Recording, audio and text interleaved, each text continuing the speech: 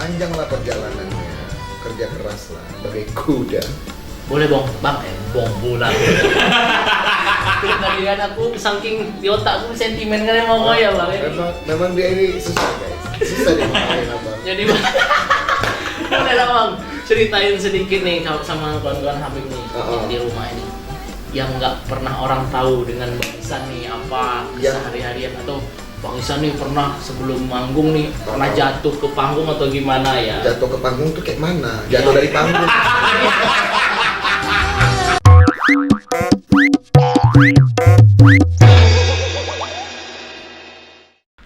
Maksudnya jatuh dari panggung, blok gitu. Coba kawan Habib, jatuh ke panggung tuh kayak mana? Aku udah di atas panggung, jatuh ke panggung.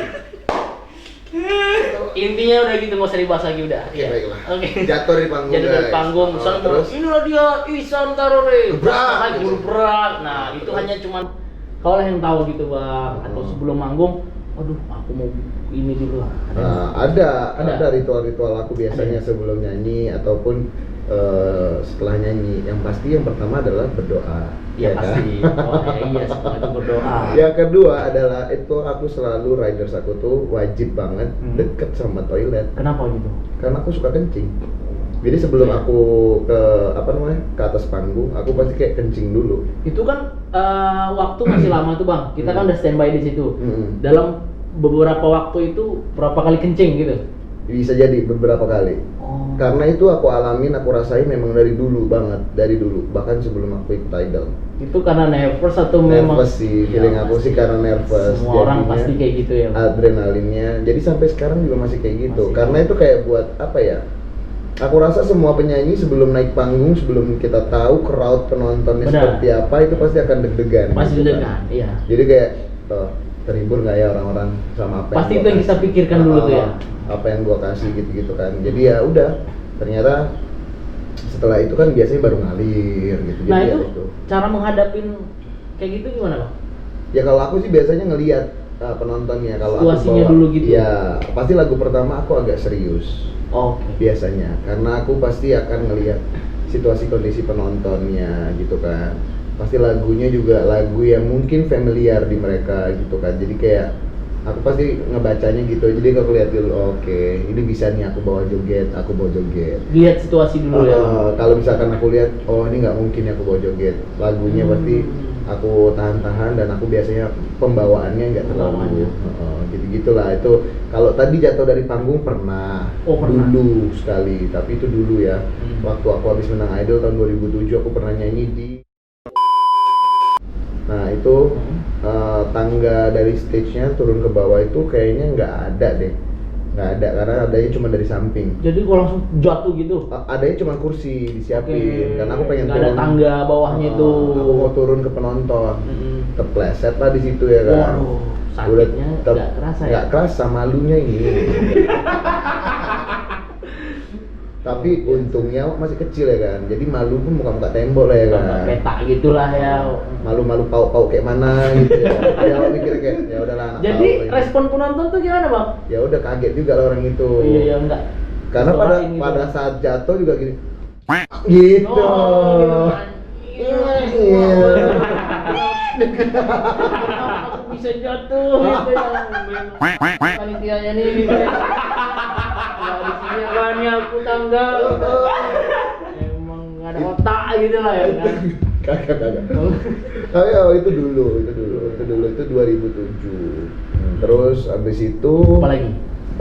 Yang orang-orang nggak tahu tentang aku yang pasti dulu sebelum aku Indonesian Idol, aku dulu kan ya rumah aku, mungkin yang nonton aku dulu di Indonesian Idol pasti tahu rumahku kayak gimana dulu. Ibaratnya tuh kalau yang sekarang kan alhamdulillah gitu kan. Nah bisa ceritain dulu. Apa? Yang rumah dulu yang di Medan sampai saat ini. Yang dulu rumah. Yang dulu. Kalau rumah yang dulu itu bener-bener kalau ibaratnya tuh di rumah tipangnya gitu. Gitu ya. Udah jelek banget lah. Karena kan memang warung terus rumah. Warung jadi satu dengan rumah gitu. Jadi aku tuh kalau yang nonton banget dulu pasti tahu kalau aku tuh tidurnya juga di atas warung. Jadi ini warung bawahnya. Bawah warung. Itu kan ada seng. Kalau Medan kan rumah seng kan, gini. Seng kan bentuknya gini kan. Iya. Rumah Medan kan hampir rata-rata seng. Iya, seng. Bukan genteng. Ya kan. Wah, panas tuh Bang. Panas sekali. Iya. Nah, itu makanya aku akalinnya adalah rumahku kan dari seng. Nah, ini aku nggak punya asbes kan. Jadi untuk nutup supaya seng itu nggak langsung ke muka aku, ke badan aku tutupin pakai kardus. Jadi bukan kardus satu-satu ya, kan kardus ada yang lebar yang panjang. Ya. Nah, itu aku tutupin itu supaya dapet lah tuh. Karena kan gini, itu pun aku halangin. Tapi itu kan tetap panas juga Bang. Ya lumayan, kalau tidur siang sih itu berkeringat lah gitu. Berkeringat tak mateng nggak tahu juga apa ya kan. Masak telur dadar ya kan? Enggak sih, telur rebus kalau ini. Oh, telur. Agak ngembang ya. Terus atasnya itu kardus, terus alasnya itu supaya bisa tidur tuh triplek panjang gitu, triplek tebel gitu, segini kayaknya tebelnya deh. Jadi kan karena aku memang belum terlalu berat kayak sekarang juga, kurus lah ya, masih kecil juga, jadi itu kayak umur berapa Bang? Umur berapa ya, karena aku tuh pengen punya kamar sendiri, karena kan kita tidurnya bareng di kamar, satu kamar isinya rame-rame gitu kan di rumah. Jadi aku karena udah mulai gede, udah mulai 12 tahun apa berapa ya? Masih sekolah ya Bang? 10 apa 12 tahun gitu, masih sekolah. Cuman udah pengen punya kamar sendiri. Jadi terbentuklah gitu. Yang abang bikin. Iya, akhirnya minta lah sama bapak. Udahlah tuh dikasih lah itu triplek itu di atas itu, walaupun dengan space yang super duper sempit, yang ibaratnya gini. Kok kalau mimpi buruk nih, jeblak, jedak gitu langsung. Jatuh ya. Langsung kepala aku kena seng. Kena asbes itulah, kena tadi kardus yang abang tutupin. Itu pun di kamar itu. Pernah kejadian juga, abang lagi tidur, jadi gini, abang kan nggak punya kipas angin. Dulu adalah kipas angin, aku ngambil entah dari mana ya, rusak sebenarnya, dibenerin seadanya gitu kan. Terus habis itu aku pakai lah kipas angin kecil. Cuma segini lah. Tapi udah rusak. Sebenarnya rusak, tapi dibenerin. Nah, habis itu dibenerin, oke lah. Ternyata kipas anginnya kebakar dong, aku lagi tidur kebakar. Nggak sadar aku, masih ada kayak bekasnya. Kebakar kok Bang? Kebakar. Oh ini kan ada nih hitam nih, masih ada nggak nih? Oh iya. Ya kan? Ini kebakar, cuma nggak kelihatan guys. Udah hilang, udah ketutup bulu. Makin tua bulu. Ini bulu apa nih sekarang ini? Ini bulu romaku. Berdiri. Bulu romaku. Jadi abis itu kebakar, walaupun awalnya gini, bapak kayaknya udah teriak-teriak di bawah, tapi aku kan kok tidur kayak orang mati, nggak bangun-bangun, sampai akhirnya ini kebakar baru kebangun. Makanya dari situ langsung alhamdulillah lah masih dikasih selamat sama Allah. Untung aja yang ini kardus tadi nggak kebakar ya Bang? Kebakar, kipas anginnya alhamdulillah yang hancur lonyot berantakan gitu lah. Kipas anginnya. Sayang banget kipas anginnya. Kok kipas anginnya kan? Oh iya kan. Ya ibaratnya tuh kalau dibeli sebenarnya yang baru juga paling 100.000, 200.000 sekarang kan. Iya benar. Tapi dulu 100.000, 200.000 tuh penting banget. Iya itu makanya sayang banget kipas anginnya gitu. Kimbe kok juga. Masih kok kimbe juga. Ya kan saya. Gak apa lah ya. Emosi ya Allah. Jadi intinya juga aku sebenarnya dari SMP aku itu memang udah cari duit sendiri kan. Jadi aku karena punya cita-cita. Jadi gini sebenarnya awal pertama kalinya gini. Karena kan aku kalau mau minta apa-apa, aku anak pertama susah dikasihnya. Mama aku nggak mampu, bapakku nggak mampu untuk beli ini gitu. Jadi kayak ya udahlah, aku punya cita-cita gimana caranya aku bisa mendapatkan apa yang aku mau dengan uangku sendiri. Akhirnya dari mulai aku SMP, aku itu belajar bertani. Yang ngajarin itu bapakku almarhum.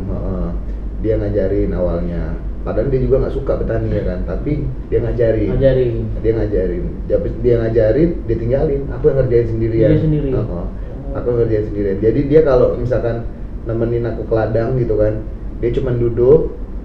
Kita bikin gazebo habis itu, kita bikin bareng-bareng. Aku bikin berdua sama bapakku. Waktu SMP kita udah bikin itu berdua. Makanya alhamdulillah bapakku ngajarin banyak pengalaman hidup buat aku. Sampailah gitu. Sekarang ini Bang Ihsan bisa nanam-nanam apa yang bisa ditanam lah. Nanam duit nggak bisa aku tanam. Terus Bang, kalau adik-adik Bang Ihsan tuh Adik aku 2. Masih kecil lah dulu ya, belum masih kecil, belum bisa ada ini tanggung ya. jawab dan lain-lain. Benar. Aku kan anak pertama, aku dididik lebih keras. Berapa keluarga lo? Keluarga aku bertiga, adikku 2. Oh 2. Aku anak paling tua yang hidup. Sebenarnya harusnya aku punya abang. Cuman abang aku meninggal dari lahir. Oh, gitu. barulah lahir Bang Isan. Baru lahir aku. Agak apa sedikit ya kan? Agak ada kurang-kurang otaknya. Kurang ajar dia. Enggak, terima kasih ya kan. Nggak ada otaknya emang. Udah terima. Terus ya itu intinya dulu itu berjuang banget, Mandiri lah ya. mandiri dari kecil. Akhirnya aku dapat duit kan itu dulu, aku alhamdulillah aku bisa dapat duit untuk anak SMP dapat sehari 100.000 banyak kan. Nah, karena aku jualan singkong. Karena aku kan panen singkong di ladang, terus panen daun singkong, terus aku panen kacang panjang. Karena semua aku tanam. Kalau dulu di Medan kan kita masih dapat tanah garapan kan. Tanah ya dapat. Tanah garapan itu yang aku olah. Gitu. Jadi hasilnya dapat dari situ. Hasilnya dapat dari situ buat biaya aku sekolah. Karena gini, aku dulu sekolahnya SMA, SMP aja aku udah bayar uang buku sendiri, uang sekolah sendiri karena SMP murah kan memang. Jadi aku masih bisa bayar sendiri. Sekolahku negeri dulu di Medan. Kalau SMP, begitu SMA, aku ngambil SMK pariwisata perhotelan. Itu kan biayanya gede. Tapi itu aku yang mau. Jadi mama udah bilang gini, aku nggak mampu kalau misalkan kau mau sekolah di sana karena mahal bayarannya, karena uang praktek aja udah berapa juta, uang sekolah udah berapa juta gitu kan, hitungannya udah juta-jutaan. Aku bilang ya nggak apa-apa lah, kita sama-sama lah. Aku bilang aku mau kok, aku bilang aku mau sekolah di situ, aku mau belajar di situ. Aku bilang aku mau, maksudnya aku ngambil SMK perhotelan, kalau aku pahit-pahitnya aku nggak bisa jadi chef apa segala macam, aku bisa buka usaha sendiri. Aku bilang gitu, tujuannya dulu gitu. Jadi memang dari kecil aku udah kayak punya aku udah punya keputusan sendiri gitu, aku maunya apa gitu dan bagaimana gitu. Jadi ya itu yang aku kejar. Nah, alhamdulillah dari situ baru pelan-pelan ya udah nabung dan sambil kerja loh, sambil ya petani. Sambil petani itu sampai akhirnya pada satu titik aku itu SMP kelas 3. SMP kelas 3 itu aku ada ujian kesenian. Nah, ujian kesenian itu yang lain pada bikin lukisan lah, pada main gitar, pada nyanyi sambil main gitar. Awak main gitar masih kayak anak pau-pau ya kan. Taunya kunci.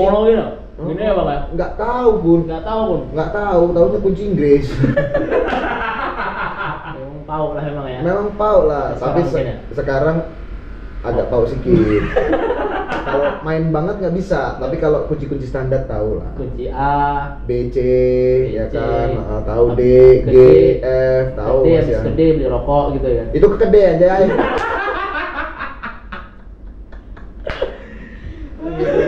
Iya, itu intinya. Sampai mana tadi aku lupa.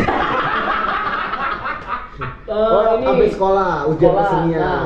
Nah, sampai akhirnya aku memutuskan untuk ya udahlah, aku ujian lah, bernyanyi lah, aku bilang gitu. Ternyata alhamdulillah sama guru aku dulu namanya Bu Papahan. Kalau masih hidup nih, halo Bu Papahan, makasih loh. Ibu tuh salah satu motivasi aku. Pak Pahan, Ibu marganya. Papahan, kita manggilnya Bu Papahan. Dia itu namanya guru kesenian, jadi kelihatan dari cara dia berpenampilan. Dia itu selalu berpenampilan rambutnya bondol, tuh cantik. Gonjes gini lah ya. Gonjes tapi yang kayak segi-segi gitu. Oh iya ya, agak melengkung gini dah ya. Halo, gitu. Pokoknya itu ibu kesayangan aku. Nah, itu aku ternyata dikasih nilainya dari semua yang udah susah payah untuk bikin apa segala macam lukisan dan bernyanyi dengan gitar. Tapi ternyata nilai awak tinggi saat itu 8,5 gitu ya kan. Kesenian. Di situ lah jadi motivasi awak untuk awak ikutan lomba nyanyi pada saat awak SMA, masuk awak SMA.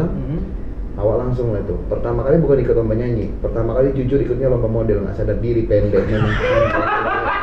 Berarti kau pernah ikut lomba model Bang? Pernah aku ikut lomba model, nggak sadar diri, muka jelek. Yang kurus kering kerentang gitu kemarin tuh Bang? Muka jelek, badan pendek. Nanti aku tunjukin fotonya, ada di sini. Kita tunjukin fotonya nanti ya. Oh ya ampun Bang. Pokoknya, terus dengan PD-nya kau tuh lah ya? Dengan PD-nya aku ikut lomba model ya kan. Oke. Mana tahu siapa? Isan Tarore nggak ada akhlak. Terus Bang, terus. Terus akhirnya aku ikutan lomba model. Begitu aku ikut lomba model, ternyata ada masuk aku harapan 1. Oh, harapan 1. Masuk aku harapan 1. Oke. Menang juga gue ya berarti Bang. Masih ada kan? Masih ada harapan lah ya. Masih Walaupun ada harapan 1 ya kan. Masih ada harapan ternyata. Dari situ kan termotivasi awak ya kan. Ya udahlah awak ikut lagi lah lomba model lagi. Tapi ternyata di lomba model itu ada lomba nyanyi. Oh. Jadi kalau sekalian lomba dua-duanya model ikutin. Mas Rakah juga kau ya. Memang kayak gitu dari dulu. Mas Rakah, Makanya ya? sampai sekarang semua kerjaan aku ambil. Ya kan? Iya. Karena memang dari dulu aku udah kayak gitu. Aku udah ibaratnya memang nyari peluang. Di mana ada peluang di situ aku kejar peluangnya. Betul. Ya, makanya sekarang ini ya FTV juga aku hajar, sinetron FTV juga aku hajar, hajar, nyanyi nge-host juga aku hajar, hajar. nge-host juga aku hajar. Ntar lagi pun aku pun job aku pun aku hajar juga. Enggak lah, Jokoman yang ku ajar. Tunggu, Jokoman yang ku ajar. Kan aku nge-host sudah, nyanyi udah. Yang ada job aku yang ku hajar.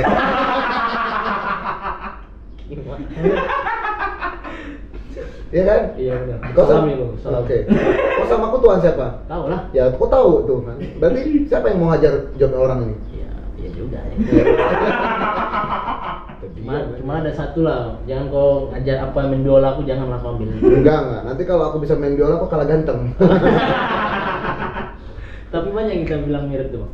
Iya memang, tapi miripnya sedikit doang. Sedikit ya. Banyak anakku gantengnya. Oke, makasih. Lanjut Bang. Kan yang kepincut sama kau cuma satu janda kan? Gimana? Hanya kau lagi. Stop. Lanjut ya. Janda. Oke. Nanti para janda pada. Jadi dia ini terinspirasi dari abangnya. Iya. Karena menurut dia janda semakin di depan. Yamaha kali ya. Apa iklan kan mana tahu dapat sponsor kita Oke, Yamaha kan, Bang. boleh. Bener. Bang Yamaha, jangan cuma sponsor ya Bang, ajak kita roadshow. Iya, benar. Benar. Oke Bang, itu kan bertahan itu ya maaf lah ya, paling digaji dapatnya seberapa gitu. Sedangkan kau kan sekolahnya ya lama gitu. Iya memang aku begini lah. Jadi intinya Mahal memang gitu dari sekolah. dulu memang sudah berusaha untuk mengatur itu semua. Tapi pada saat SMP aku masih bisa benar-benar fokus di ladang. Karena kan aku SMP itu pulang sekolah paling jam 2 ya. Jadi aku sebelum pergi sekolah biasanya aku sempetin dulu pergi ke ladang subuh-subuh, aku pergi ke ladang, aku siramin tanaman aku. Habis itu aku pulang sekolah, aku datang lagi ke ladang. Aku bersihin, habis itu aku siramin lagi. Karena kan kalau aku nanam sayur, itu sayur tuh minimal harus disiram 2 kali sehari supaya dia cepet tumbuhnya, cepet aku jual, cepet aku dapat duit gitu kan. Jadi ya udahlah, itu dulu SMP. Begitu SMA, itu aku lakukan juga. Karena kan aku SMA itu pulang sekolah itu jam 4 sampai jam setengah 5 sekitaran gitulah. Karena jauh sekolahku. Aku tinggal di Helpet ya kan. Terus aku sekolah di Halat.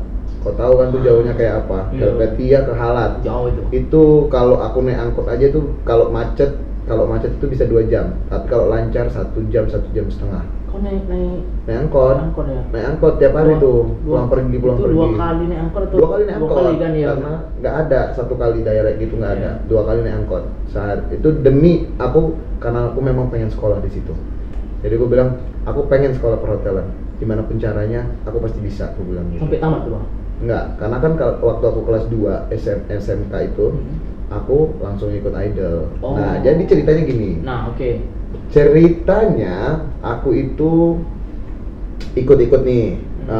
Mulai ikut festival nyanyi itu dari SMA kelas 1, SMK kelas 1. Jadi aku baru dapat piala itu paling total baru 11 piala, juara 1. Gitu. Jadi kayak selama aku 11-11-nya itu cuman 1 deh kayaknya yang juara 3. Sisanya juara 1 gitu. Alhamdulillah. Nah, dari situlah yang bikin aku motivasi buat ya udah, aku coba deh ikutan Indonesian Idol.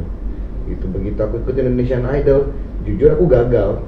Hari pertama audisi aku gagal. Oh gitu. Aku udah ngantri panjang dari pagi-pagi aku ngantri ya kan. Gagal. Itu ribuan lah yang Ribuan yang daftar, sumpah. Itu Terus? gagal. Akhirnya ya udahlah aku pulang. Begitu aku pulang keluar pintu, nuker nomor dapat goodie bag ya kan. Goodie bag itu isinya pasta gigi, minuman, gitu-gitu doang sebenarnya. Wafer. Ya nggak perlu kusebutkan brandnya, tahu lah kok itu apa ya kan. Tahu ya.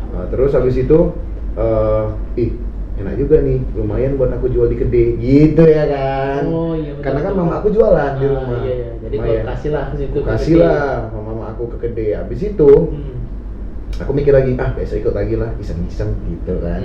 Besok daftar lagi, ngantri lagi aku panjang lagi. Loh, itu berapa hari bang? Kan ada 3 hari audisi di Medan. Oh. Jadi selama 3 hari ini aku audisi. Karena audisi hari kedua juga aku gagal sebenarnya. Jadi audisi hari kedua itu aku gagal. Jadi ya udahlah, target aku di hari ketiga betul aku datang cuma mau dapat goodie bag gitu kan. Ya udah, aku begitu ngantri lagi, aku panjang-panjang, aku ngantri, ternyata aku lolos.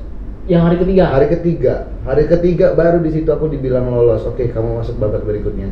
Karena gini, audisi idol itu di Medan aja, pada saat hari itu aja aku tuh ngelewatin 3 tahap. Jadi yang pertama itu ngelewatin juri-juri kayak MDMD Radio, gitu-gitulah. Orang yang ngerti tentang musik lah intinya gitu kan. Terus abis itu baru masuk ke tahapan orang Fremantle, orang RCTI dan lain-lain gitu kan. Abis itu barulah ketemu tuh juri-juri yang kalian tonton di TV itu, ketemu juri artis. Nggak mungkin lah beribu-ribu, puluhan ribu itu. Iyalah, dia langsung ketemu kan gitu. Ketemu artis, meninggal artisnya. Oh, bukan meninggal lagi bang. Hilang, mata hitamnya hilang bang. paling baru gini, udah suara nggak bagus sudah keluar gitu kan yang ada. Sama pengalaman saya seperti itu juga. Iya kan? Pas mau nyanyi, ngajar lagi. Pas mau putik, baru putik. Hanya satu kata, putik. Udah, lain kali. Kayak gitu. Itulah, memang kayak gitu, itu yang kurasakan pada saat dulu idol. Ya udah akhirnya ternyata di hari ketiga lolos. Dan ternyata hari ketiga lolos itu langsung ketemu tahap-tahap berikutnya itu langsung. Langsung ketemu artis bang? Dan ternyata aku ketemu di juri artisnya itu. Itu siapa artisnya dulu? Paling malam. Aku jam 1 pagi baru di audisi. Aku terakhir soalnya, yang di audisi terakhir pada saat itu. Jadi jurinya itu ada Indra Lesmana, Titi DJ sama Indi Baren saat itu. Dan Dimas J baru ada di Jakarta. Pada saat di Medan adanya cuma ketiga orang itu. Nah, jadi pada saat aku bernyanyi, lagu pertama aku nyanyi Januari dari Glenn Fredly. Kasihku sampai di sini kisah kita. Nah itu aku gagal. Terus karena aku sering festival di Medan itu nyanyinya lagu Walau badai menghadang, ada band. Ingatlah ku kan selalu setia. Itu biasanya kalau aku nyanyi lagu itu aku selalu juara 1. Karena dibilang kayak kaset. Karena pada saat aku nyanyi dibilang mirip banget, begitu kena mikrofon, terus nyanyi pakai musiknya mirip banget sama Doni Ada Band nyanyinya. Iya, mirip. Jadi ya udahlah, aku coba nyanyi itu, ternyata gagal. Lagu yang nggak aku siapkan malah jadi gini. Mereka udah bilang, gimana nih kasih kesempatan nggak nih? Juri-jurinya udah pada kayak gitu kan, kasih kesempatan nggak nih? Ya, boleh lah, aku sampai kayak gitu boleh ya. Ya udah, boleh deh nyanyi satu lagi kata jurinya gitu kan. Oke, boleh nyanyi satu lagi. Mau nyanyi lagu apa? Aku nggak nyiapin lagu ini. Lagu ini tiba-tiba terbersit sama aku pada saat aku di antrian di depan pintu juri. Jadi begini, sambil aku nunggu ya kan, bapak kan suka bergitar di rumah ya kan. Itu masih ada almarhum? Masih ada almarhum. Jujur aku waktu audisi awalnya nggak diantar sama bapak. Nah, awak datang sendiri. Terus ternyata begitu awak ngantri, kok pikirin lagu bento ya kan. Ya udah. Jadi aku bawa lagu bento bang. Akhirnya disuruh lagu yang ketiga aku nyanyi, aku bawakan lagu itu bento. Ternyata malah, bikin kita bangun nih jam segini tadi gitu kan, kata juri-jurinya gitu. Ini dari tadi kan asik katanya gitu kan, kata mereka bertiga. Terus alhamdulillah dari situ dikabarin lah, Isan sampai ketemu di Jakarta. Itu kembang-kembang langsung aja ya. Itu gimana kamu? Saking senengnya maksudnya gitu bang. Aku awalnya seneng kali, nggak ada aku mau nangis nggak ada. Yang bikin aku nangis adalah bapak awal nggak ada tadinya kan. Nggak tahu kenapa tiba-tiba dia udah ada di depan pintu. Aku mau keluar. Jadi dia memang udah standby di situ nunggu. Langsung aku terkejut lah. Yang bikin aku nangis, Bapak, aku pergi ke Jakarta. Gitu langsung aku nangis ya. Langsung aku. Jadi kalau misalkan ada yang nengok PT-nya itu, aduh, itu iya sedih awak. Udah nunggu di depan pintu gitu ya, menyambut anaknya lolos lah gitu ya. Soalnya bapakku tuh aneh, jujur gitu. Karena aku pernah satu hari, aku festival di Medan. Aku lomba nyanyi nih di Medan. Terus dia tiba-tiba datang karena kayaknya dia tahu bakal ada kerusuhan. Jadi aku juara 1, yang sering juara 1 nggak terima. Tiba-tiba dia jadi juara 3 karena aku udah muncul tiba-tiba juara 1 gitu. Akhirnya dia lempar tuh piala dia juara 3 di depan muka abang.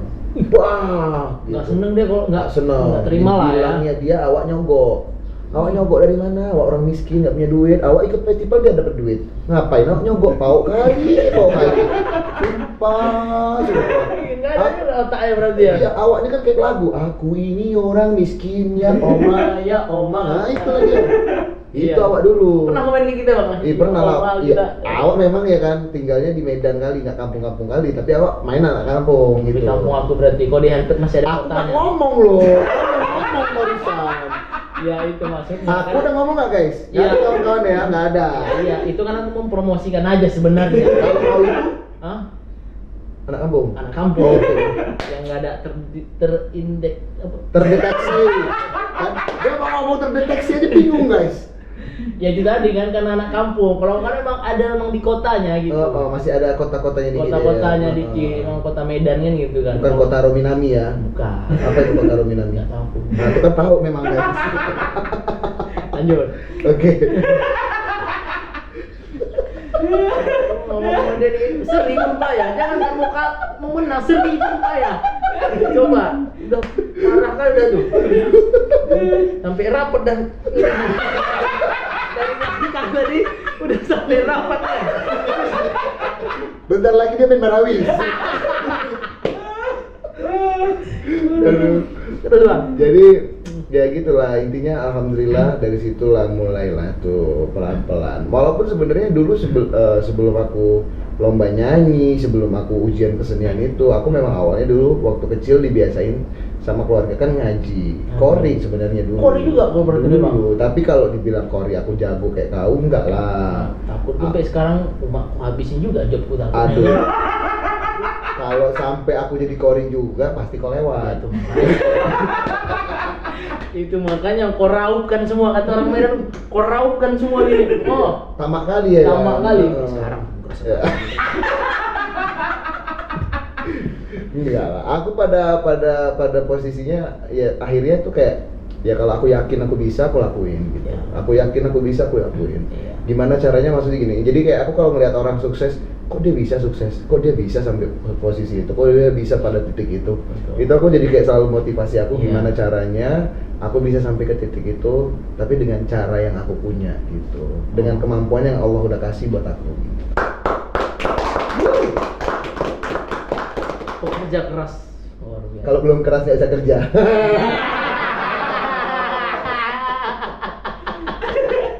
Iya, kalau lembek.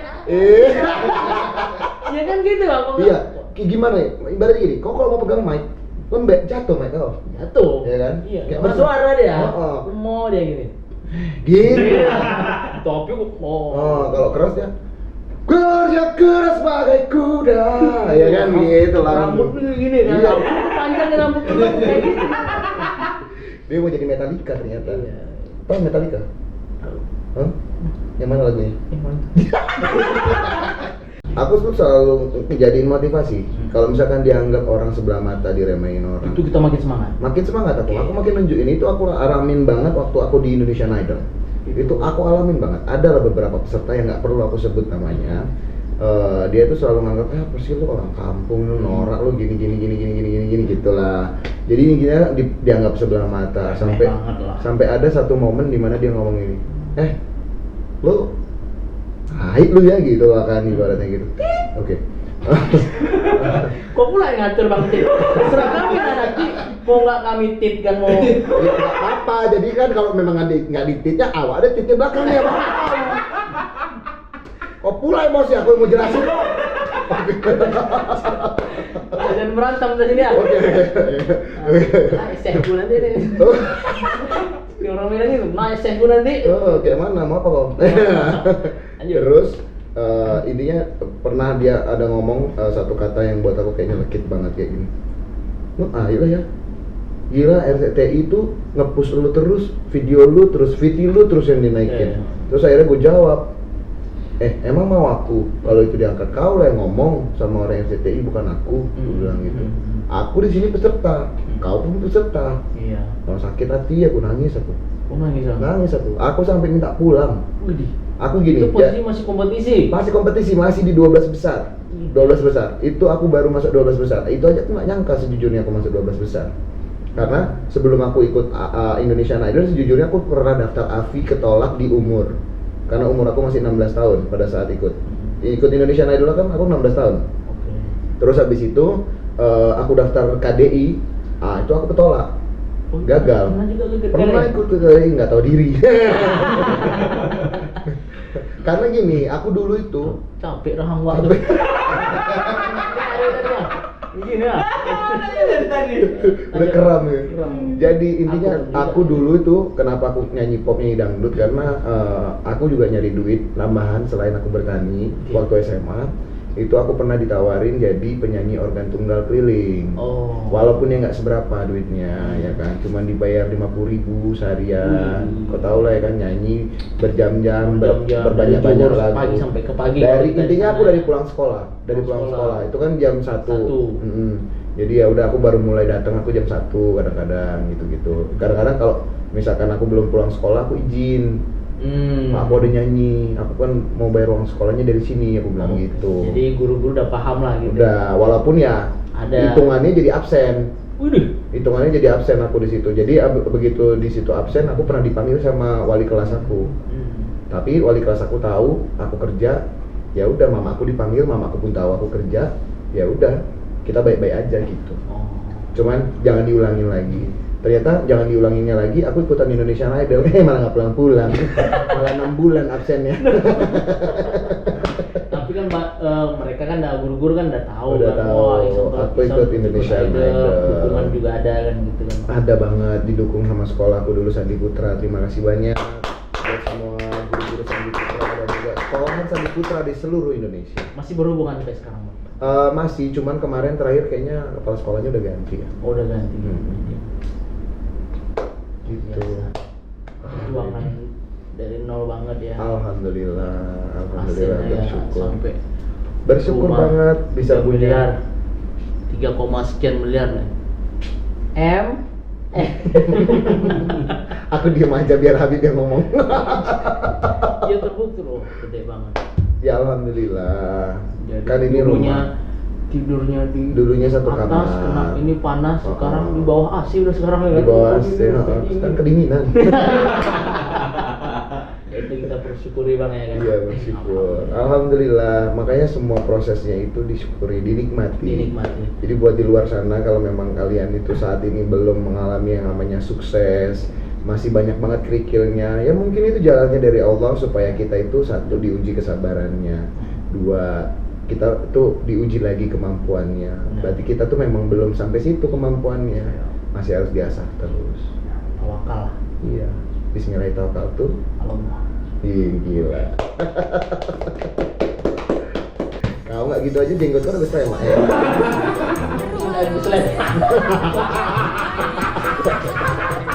Rusak kali. Siapa yang ngajarin dia? Kau lah, Bang. Makanya kau jangan terlalu keringan janda. Nggak yang ngomong gitu. Jangan yang ngomong aja. Maaf ya, ini hanya fiksi belaka aja. Kan ada di sinetron kan.